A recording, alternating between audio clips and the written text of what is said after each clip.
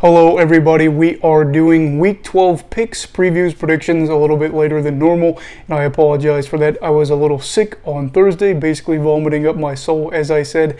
But yeah, that's kind of what happened there, and then Friday was crazy busy, but we'll be doing them out a little bit later now, and of course I apologize for that, but it is what it is. So let's talk about my picks and then kind of what happened. Now before we start, please make sure to like this video if you enjoy it, after you watch it, and then of course subscribe if you are new and you like CFL content. So, the first game of the week was the Calgary Stampeders at the Winnipeg Blue Bombers, or at Winnipeg I should say, and I picked Winnipeg to win this game. Winnipeg was coming off of a bye, and Calgary I think was on short rest and also using Jake Mayer to throw out there after Bo Levi Mitchell had a little bit of struggles in his most recent appearance. I think at the end of the day, while the Stampeders had played Winnipeg close multiple times in the year, having Winnipeg coming off rest was really the big thing for me. And I know people say rest versus rust. Winnipeg is a team where I feel like that doesn't matter as much.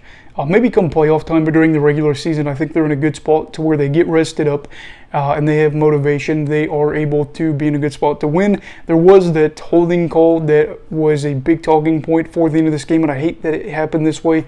But overall, this was a close game, which ended up being Winnipeg going there, and that was it.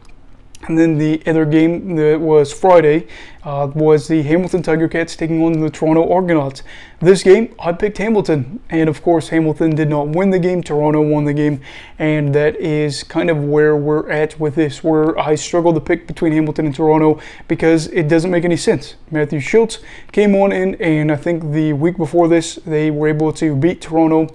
And of course, now with Dane Evans, who is coming back, and you thought, well, if Schultz can do it, then Evans can do it coming back, maybe being in a better mindset. No, of course not, because while the Ticats had a halftime lead, 3 turnovers in the second half, sparked by McLeod Bethel-Thompson, really just turning his game around after having a rough start, was the big difference in this. Of course, I picked Hamilton to win, wasn't the case here, and yeah, so I'm 1-1 on the week. And then the other game on Friday night, Saskatchewan at BC, you had the Rough Riders playing against the Lions after Nathan Rourke went down with an injury, which meant O'Connor was going to be the quarterback. Problem is, O'Connor had to leave because of a groin injury. But before this week, oh my gosh, I picked Saskatchewan to start off, and then I said, you know what, they don't have Morrow, they don't have Williams, I'm going to hold off on that a little bit. I think that the receiving core is good enough. I think that all around they're going to be okay to get the job done.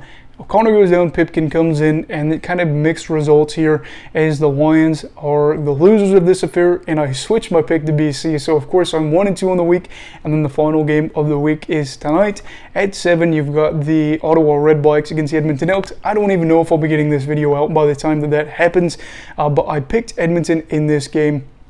I feel like maybe I should be picking to Ottawa because Arbuckle is coming in. He's got like a redemption game against his old team.